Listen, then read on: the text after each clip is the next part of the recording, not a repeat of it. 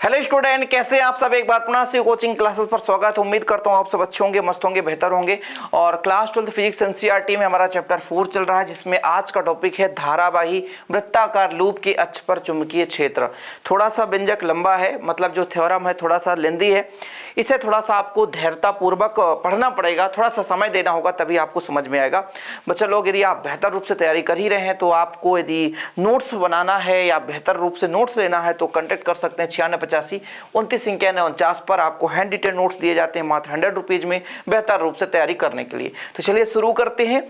Chapter जो 4 था पूरा चुंबकत्व से संबंधित है, चुंबकीय क्षेत्र से संबंधित है। चुंबकीय क्षेत्र की अवधारणा किसने दिया था? ऑरस्टेड ने दिया था। इसके बाद उसकी दिशा एम्पियर ने बता दिया भाई साहब।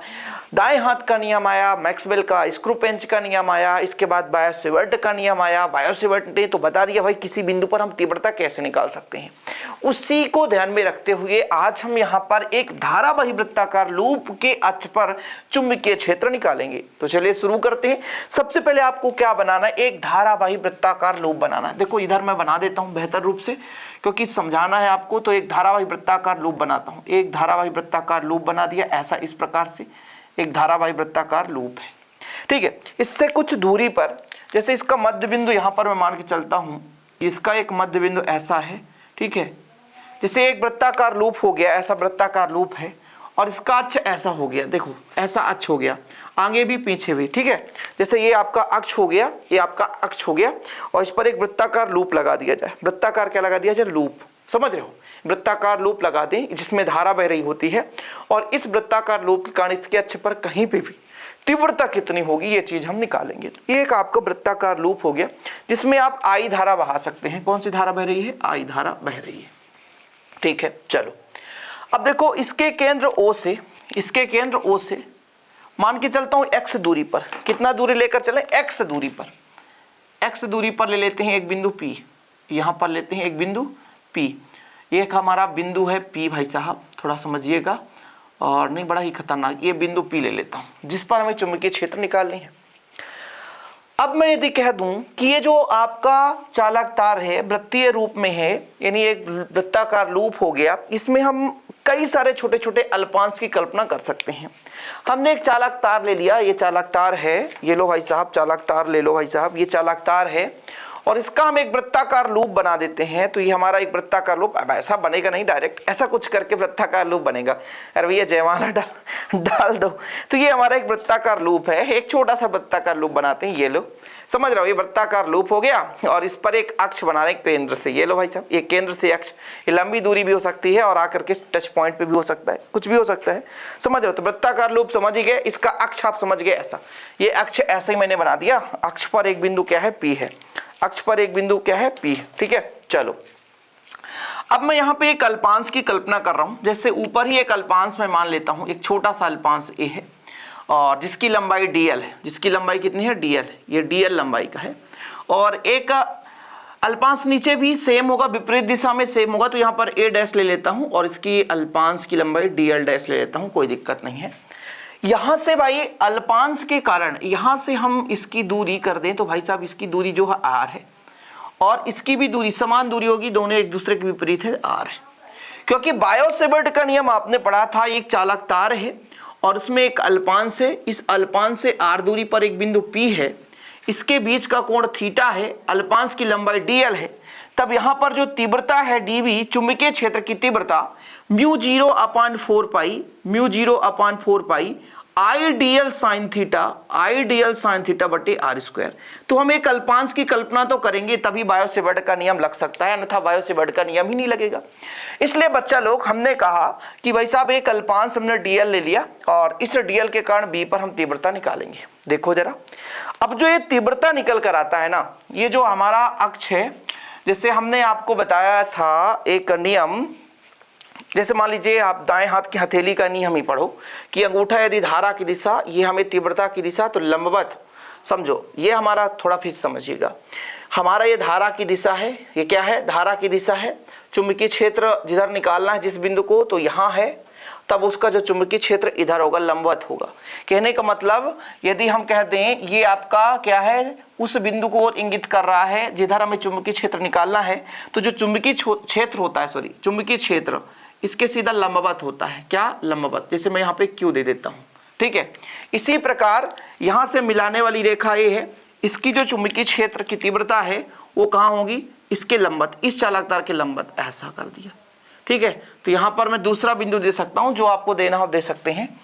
अब यहाँ पर यदि मैं सीधा लंबवत इस OP के लंबवत एक चालक तार खींच दूं, मतलब रेखा खींच दूं, यहाँ दे देता हूँ N, यहाँ दे देता हूँ M, ठीक है। और इसको भी आगे की ओर बढ़ा सकता हूँ, आगे की ओर बढ़ा सकता हूँ, कोई दिक्कत नहीं। ये डायग्राम बन रहा है, बिल्कुल आप चिंता ना करो। तो यहाँ पर यदि मैं N दिया हूँ तो यहाँ पर N डैश दो, अच्छा रहेगा। यहाँ पे Q है तो Q डैश दे दो आप। अब देखो जरा, यहाँ पे जो कोण है मैं मान के चलता हूँ इसके अभिलंबवत के साथ थीटा कोण बना रहा है, या थीटा नहीं करो तो आप बना लो बढ़िया इधर फाई, क्या फाई, तो यहाँ भी आप फाई बना लो।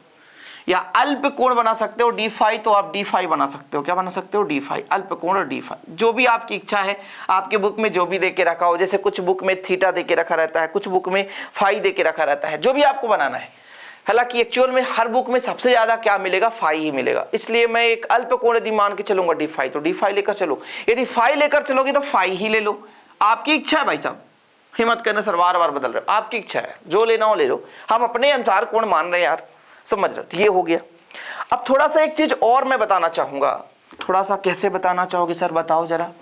मैंने कहा कि ऐसा एक डायग्राम बन रहा है, ऐसा एक डायग्राम बन रहा है। यहाँ पे आपका फाई है, तो यदि इसको मैं मिला दूं और इसकी जो तीव्रता है, ये डायरेक्शन है, इधर dB है, ये क्या है? dB है।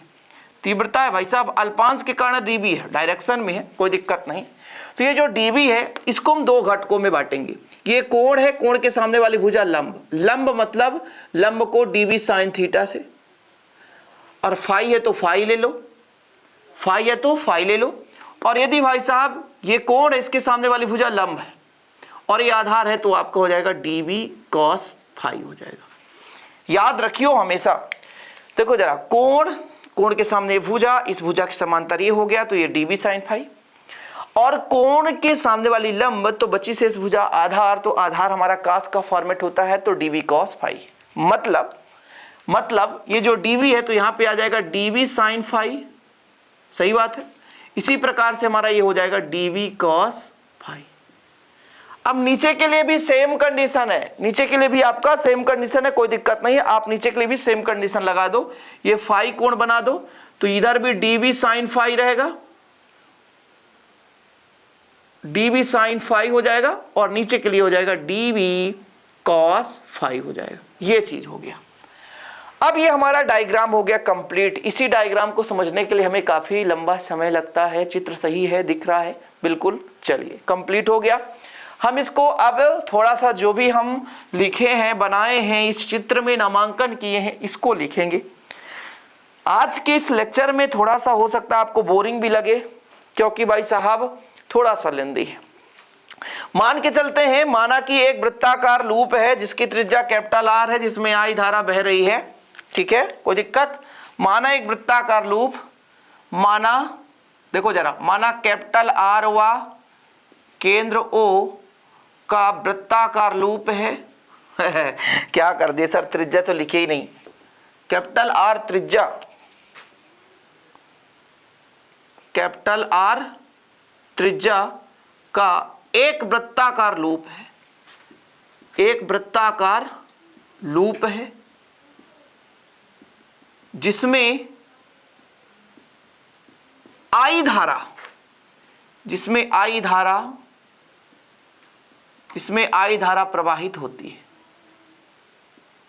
जिसमें I धारा प्रवाहित होती है, ठीक है सर। केंद्र O से, केंद्र O से x दूरी पर, केंद्र O से x दूरी पर एक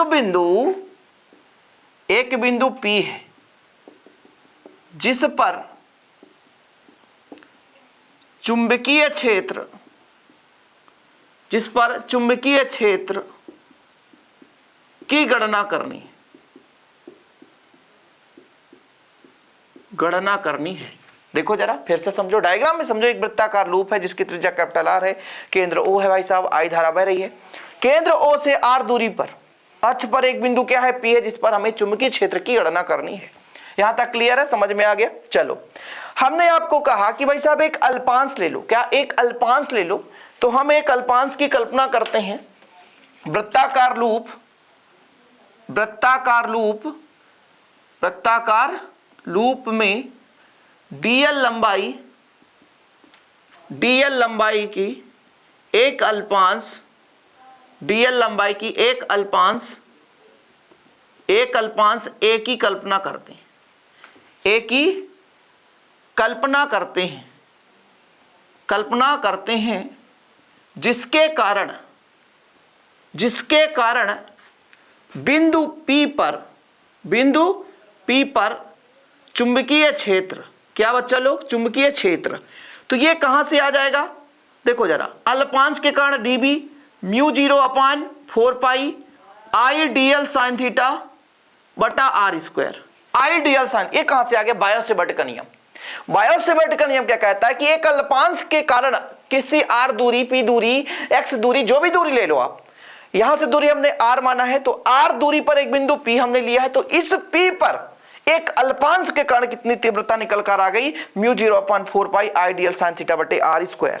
अब देखो जरा, ये जो अल्पांश है, यानी हमारा एक वृत्ताकार लूप हो गया, एक वृत्ताकार लूप ऐसा कुछ बना लो आप, एक छोटा सा वृत्ताकार लूप बनाओ ऐसा, समझ रहे हो, और इसका एक अक्ष हो गया, ऐसा हो गया, अक्ष हो गया, यहां पर एक अल्पांश छोटा सा है, और इस अल्पांश से लंबवत रेखा जा रही है, इस अल्पांश से लंबवत, जैसे अल्पांश हो गया इससे लंबवत रेखा जा रही है, एक अल्पांश हो गया इससे लंबवत, अल्पांश ऐसा हो गया, अल्पांश ऐसा दिख रहा है छोटा सा, इससे लंबवत रेखा जा रही है। तो चूंकि यदि थीटा बराबर कितना डिग्री हो जाए, 90 डिग्री, तो यहां पर आप 90 डिग्री रख दोगे बच्चा लोग, तो μ0/4 I dl sin 90 बटे r स्क्वायर। ठीक है, अब चूंकि sin 90 का मान कितना होता है, 1 होता है, इसलिए आपका आ जाएगा dB बराबर μ0/4 I dl बटा r स्क्वायर, और एक समीकरण दे दो, यहां तक क्लियर कर लो और स्क्रीनशॉट ले लो। समझ में आ रहा, दिख रहा है पूरा कंप्लीट? हाँ भाई साहब, दिख तो रहा है ना। चलो, समीकरण एक दे दो, यहां तक समझ में आ रहा होगा, यहां तक बिल्कुल आपको समझ में आ रहा होगा। ठीक है, चलो, कोई दिक्कत है? शॉर्टकट में लिखेंगे हम, शॉर्टकट में लिखेंगे। देखो, अल्पांश ए के कारण चुंबकीय क्षेत्र dB को बिंदु P पर दो घटकों में वियोजित किया जा सकता है, वियोजित किया जा सकता है। देखो जरा, दिख रहा है, वियोजित किया जा सकता है। कैसे कैसे? एक आपका हो गया बच्चा लोग dB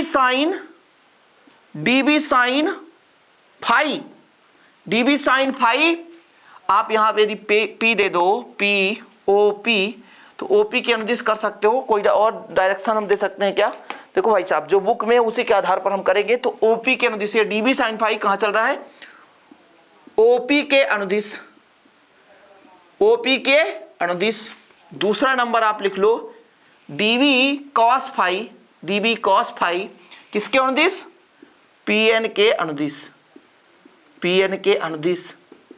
हर बच्चा समझेगा, मैंने पहले ही समझा दिया था कि यहां पर जो फाई है ये कोण बनाता है, इसके कोण के सामने वाली भुजा लंब कहलाएगी, और लंब है इसके समांतर है dB sin फाई, और ये आधार है इसलिए dB cos फाई। जब भी आधार में व्यक्त करना है किसी भी घटक को तो cos लेकर चलना है, लंब में व्यक्त करना है उसे sin लेकर चलना है। यहां तक क्लियर है? दो घटकों में वियोजित कर दिया हमने dB को। ठीक है, अब यहां तक आपको स्क्रीनशॉट लेना पड़ेगा। कोई दिक्कत? मैं साइड हो जाऊं? चलो, स्क्रीनशॉट लोगे, ले लो, कोई दिक्कत तो नहीं है भाई साहब, यहां तक क्लियर है? आगे मिटाते हैं, फास्ट करते हैं, बहुत लंबा है यार, थोड़ा सा समय देना पड़ेगा आपको, थोड़ा सा समय आपको देना पड़ेगा। एक अल्पांश के लिए निकाल रहे हैं। इसी प्रकार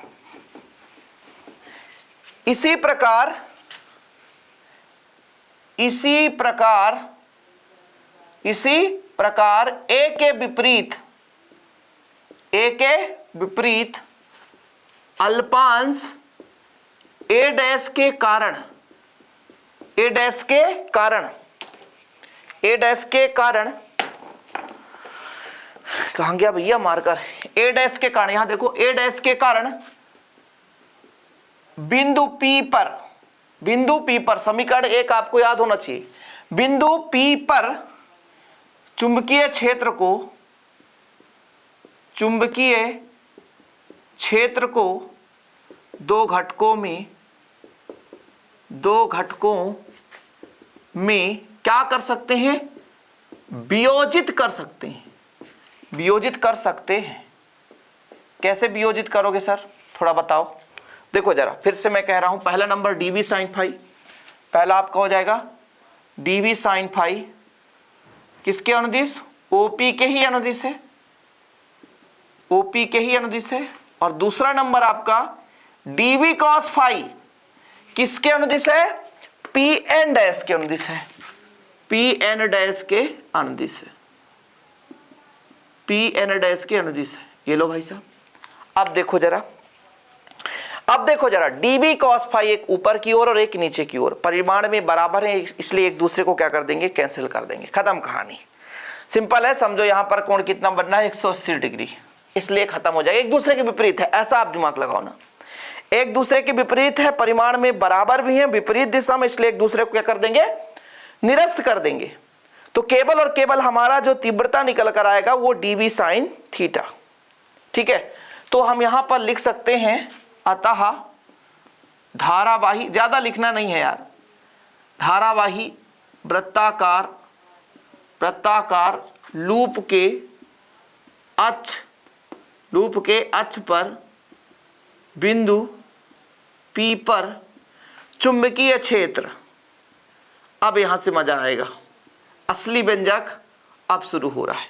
चुंबकीय क्षेत्र B का मान कितना आएगा, देखो जरा, B का मान कितना आएगा, तो ये आएगा समाकलन, अल्प के लिए आपका एक dv था, लेकिन संपूर्ण के लिए क्या करना पड़ेगा, समाकलन करना पड़ेगा। और ये हो जाएगा, देखो dv है तो dv है, और sin फाई है तो sin फाई है। केवल हमें अक्ष का लेना है भाई साहब, इधर का लेना है, बाकी ये एक दूसरे के विपरीत है, खत्म कहानी। इनकी कोई वैल्यू नहीं है, एक दूसरे के विपरीत है, दो भाई हैं, उनकी वैल्यू क्यों नहीं है, क्योंकि एक दूसरे के बात को मानते नहीं है, वो किसी एक दूसरे के साथ रहते नहीं है।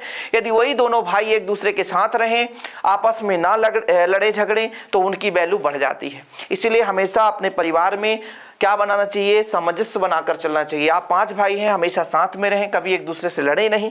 भाई साहब आप देख ही सकते हो, इनकी दिशा अलग अलग हो गई, इनकी वैल्यू खत्म हो गई, निरस्त हो गए। अब जब dv हमारे साइन थीटा फाई जो है, चाहे ये हो चाहे वो, एक साथ चल रहे हैं, उनकी वैल्यू अलग है, उनकी कीमत ही अलग है, समझ रहे हो। इसीलिए बच्चा लोग ये समाकलन का चिन्ह लगा दिए। समीकरण 1 से मान रख दो तो b बराबर कितना आ जाएगा, समीकरण 1 से रखो, dv बराबर कितना आया था, μ0/4 पाई, और बच्चा लोग कितना आया था, आईडीएल बटा आर स्क्वायर था ना, बटा आर स्क्वायर, और साइन फाई तो साइन फाई रहने दो, और इसको आप समीकरण 2 दे दो। लेकिन ये कहां से आया था, तो यहां पर कोष्टक में लिख सकते हो समीकरण 1 से, समीकरण 1 से आ गया, कोई दिक्कत, आगे चलते जाओ, धीरे धीरे करते जाओ। अब देखो जरा, एक त्रिभुज ऐसा देखो, ये कोण है बच्चा लोग, देखो जरा, ये कोण है, ये कोण दिख रहा है। कोण के सामने वाली भुजा क्या होती है, लंब होती है। तो यदि मैं कह दूं त्रिभुज OPA में साइन फाई, तो साइन फाई का कितना हो जाएगा बताओ। तो कोण के सामने वाली भुजा लंब, और लंब बटा कर्ण होता है, लंब बटा कर्ण होता है, तो कैपिटल R बटा स्मॉल r होता है, कैपिटल R बटा स्मॉल r होता है। यहीं तक करते हैं। साइन फाई का मान समीकरण 2 में रख दो। बार बार हमें मिटाना पड़ेगा तो मिटाएंगे, जब तक आएगा नहीं तब तक समझाएंगे। समीकरण 2 में मान रख दो, साइन फाई की जगह मान रख दो, रखो तो जरा। समीकरण 2 में मान रखने पर, समीकरण 2 में मान रखने पर कितना आएगा बच्चे लोग, तो आपका आएगा b बराबर, समाकलन तो समाकलन रहने दो, μ0/4 पाई, आईडीएल है तो आईडीएल बटा आर स्क्वायर, तो आर स्क्वायर यहाँ पर कैपिटल R बटा R, ठीक है। यानी कुल मिलाकर के b बराबर आ जाएगा μ0/4 पाई आईडीएल कैपिटल आर और यहाँ पर आर से तो आर क्यूब हो जाएगा। ये हो गया, इसको आप समीकरण 3 दे सकते हो। इतना लिख लो, इतना लिख लो, आगे चलकर अभी तो मजा ही आएगा, कोई दिक्कत ही नहीं है। ठीक है, समीकरण 3 देना हो तो दे दो, अन्यथा नहीं देना है तो मत दो। ठीक है, कोई दिक्कत तो नहीं है। आप देखो जरा, इसके आगे हम एक स्टेप करेंगे जिसमें मजा भी आएगा आप लोगों को। देखो, इसका जो भी कांस्टेंट वाला वैल्यू है उसे बाहर ले लो, म्यू 0 बाहर ले लो। ठीक है, आई डीएल है, आई डीएल है बाहर ले लो, कैपिटल आर बाहर ले लो, डीएल को मत लो बाहर, क्योंकि इसी में से तो सारा काम होने वाला है। म्यू 0 तो म्यू 0 ले लो, आई है कैपिटल आर है बटा आर क्यूब है, और क्या है सर 4 पाई है, तो 4 पाई को ले लो, 4 पाई आर क्यूब। अब ये हो गया डीएल बचा। क्या दिख रहा है, क्या दिख रहा है बाबू, दिख रहा है? हाँ सर दिख रहा है ना। चलो चलो, अब देखो, यदि मैं कह दूं डीएल एक अल्प लंबाई है, लेकिन संपूर्ण के लिए क्या हो जाता है, वृत्त की परिधि। चूंकि ये जो आपका डीएल है 2 पाई आर है, 2 पाई आर वृत्त की परिधि, इसलिए जो बी बराबर हो जाएगा म्यू 0 आई आर बटा 4 pi R cube into 2 pi capital are.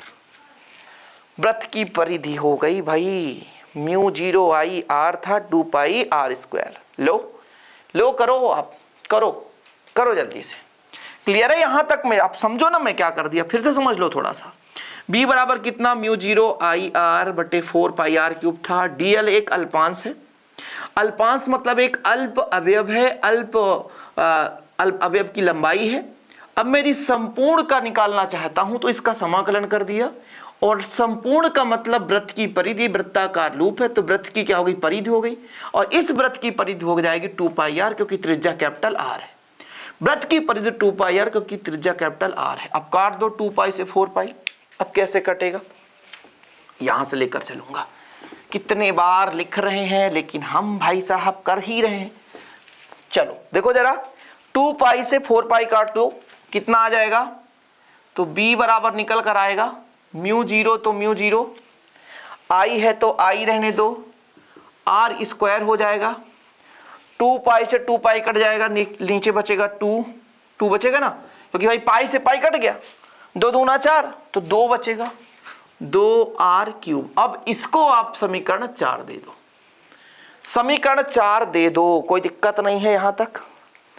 अब हमें आर का मान निकालना है, किसका मान निकालना है, आर का मान निकालना है। ठीक है,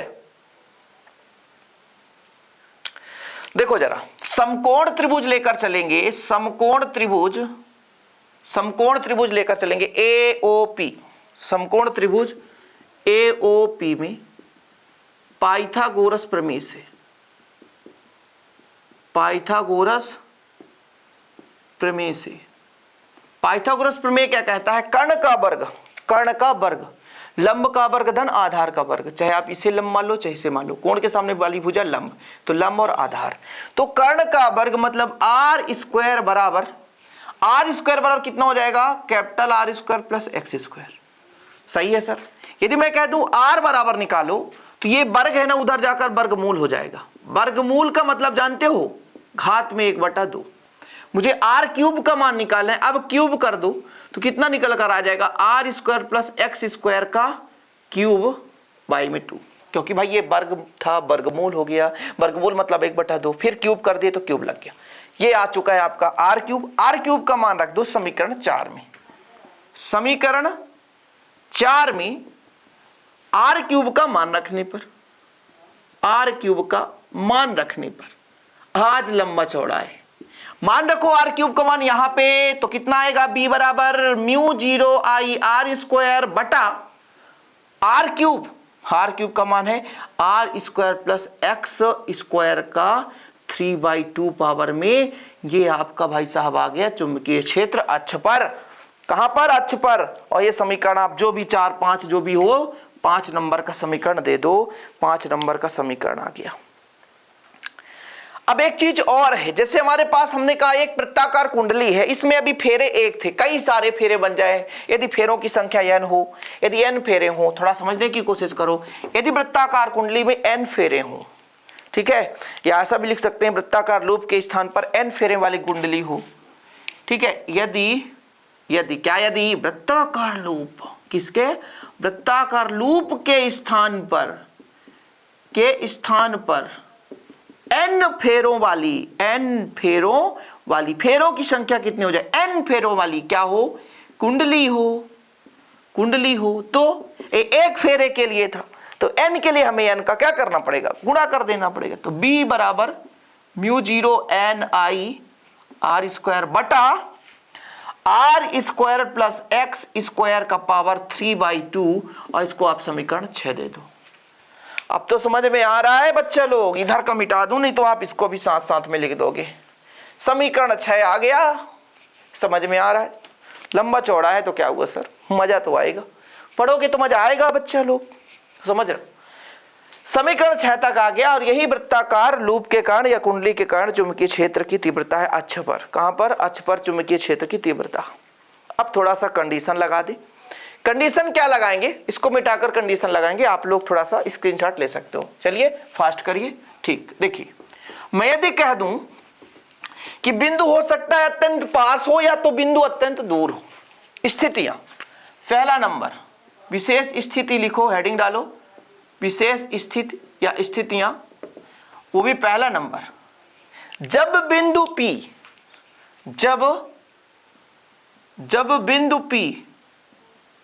बिंदु P वृत्ताकार लूप से कहां हो, है ना, अत्यंत दूरी पर हो या पास में हो। तो पहले पास वाला कर लें कि दूर वाला, कोई भी कर सकते हैं। अत्यंत पास पर हो जाए, पास पर मतलब ये केंद्र पर हो जाए। जब बिंदु P वृत्ताकार लूप के केंद्र पर हो, और जब केंद्र पर हो जाएगा, इस स्थिति में बताना ना, इस स्थिति में x बराबर 0 हो जाएगा। सही बात है ना? ये P आकर के यहां हो जाएगा तो दूरी हमारा 0 हो जाएगा, खत्म कहानी। जब दूरी 0 हो गया, जब दूरी 0 है तो फिर इसलिए b बराबर दूरी 0 है तो μ0 n i r स्क्वायर बटा r स्क्वायर प्लस 0 का 3/2। भाई दूरी 0 हो गया ना, जब ये बिंदु यहां आ गया तो दूरी कुछ रह ही नहीं गया, खत्म कहानी। उस स्थिति में b बराबर μ0 n i r स्क्वायर रहने दो, और यहां पर करो r क्यूब का power, oh my God, r square का पावर 3/2। 2 से 2 कटेगा, ठीक है, 2 से 2 कट जाएगा तो कितना बचेगा आपका? b बराबर μ0 n i r स्क्वायर है, नीचे r क्यूब हो जाएगा, r क्यूब। देखो r स्क्वायर से r स्क्वायर कट जाएगा, एक r फिर भी बचेगा, एक r फिर भी बचेगा, तो कितना निकल कर आएगा यहाँ पर बच्चे लोग? b बराबर आ गया μ0 n i, ऊपर तो r खत्म हो गया, बटा r। 2 तो नहीं है कहीं पे, नहीं तो कंफ्यूजन के कारण गलत हो जाए। ओ माय गॉड, कहीं पे 2 छोड़ दिया मैं। 2 था ना इसके पहले, यहाँ पे 2 था, मल्टीप्लाई कर लेना यार, इसके पहले 2 था। 2 समीकरण 5 में 2 था ना, समीकरण 5 में 2 था। इसके पहले मैं बता देता हूँ थोड़ा सा, यहाँ पे ऐसा वैल्यू रहा होगा b बराबर μ0 n i r square upon r square plus x square का 3/2 बटा 2। यहाँ पे रहा होगा 2 रहा होगा भाई साहब, 2 रहा होगा, याद रखिएगा, कहीं पे देख लो अब 2 रहा होगा, ठीक है। ये समीकरण कहाँ मिटाने में यही दिक्कत होता है ना, स्क्रीन से वो होता है ना, क्या बोलते हैं स्मार्ट बोर्ड, तो उस पर अपन क्या करते हैं, मिटता नहीं उसमें, है ना, स्लाइड आपको खिसकाते जाओ भाई, वहाँ पे करते जाओ। लेकिन अभी हमारे पास बहुत पीछे हैं यार, समझ रहे हो, उसके लिए लंबी पूंजी चाहिए। बच्चे तो यहाँ 100 रुपये में नोट्स ले नहीं रहे हैं कि सर 100 रुपये आप हमको लूट रहे हो, हम आपसे 100 रुपये बहुत महंगा है सर, है ना। चलो कोई बात नहीं, अपन अभी छोटे यूट्यूबर हैं, एक प्रकार से छोटे भाई हैं आपके लिए, कोई दिक्कत नहीं, इतने में ही काम चला लेते हैं, ठीक है। 2 रहा होगा, ध्यान रखियो, 2 आपका रहा होगा।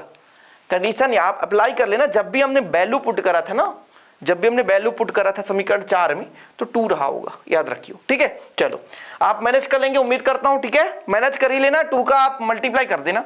अब हमारा दूसरा कंडीशन ये होगा बच्चा लोग, दूसरा कंडीशन ये है कि जब बिंदु P वृत्ताकार लूप के अत्यधिक दूरी पर हो, अत्यधिक दूरी पर हो, मतलब जो P है हमारा भाई अत्यंत पास न होकर बहुत दूर हो।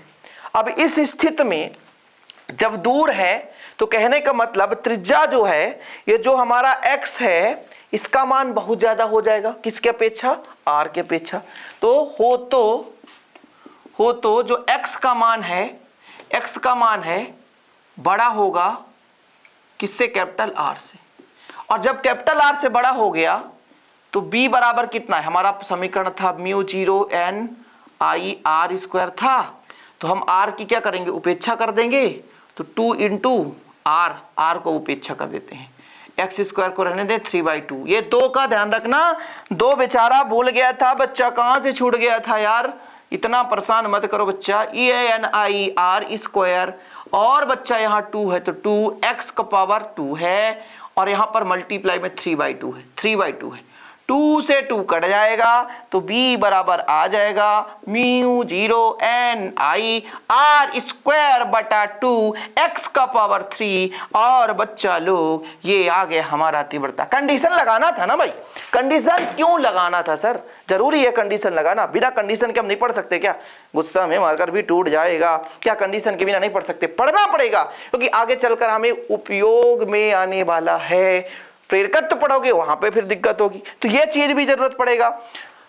म्यू 0 ni मुनि बटे 2r है ना, ये हमें बहुत ज्यादा हेल्प करता है, ठीक है, ये भी हमारा फार्मूला है, आगे चलकर उपयोग में आ सकता है, इसलिए आप लोग सभी फार्मूलों को तैयार कर लो। उम्मीद करता हूं आप बेहतर रूप से तैयार कर लेंगे। और बच्चे लोग समीकरण जितना देना हो दे सकते हो, भर भर के समीकरण दे सकते हो। इसके पहले आपका समीकरण 7 आया था, इसके बाद ये समीकरण 8 आया था, लिख सकते हो कहाँ कहाँ से। तो यहाँ पर हमने कहाँ पे वैल्यू रखा था, समीकरण 6 से।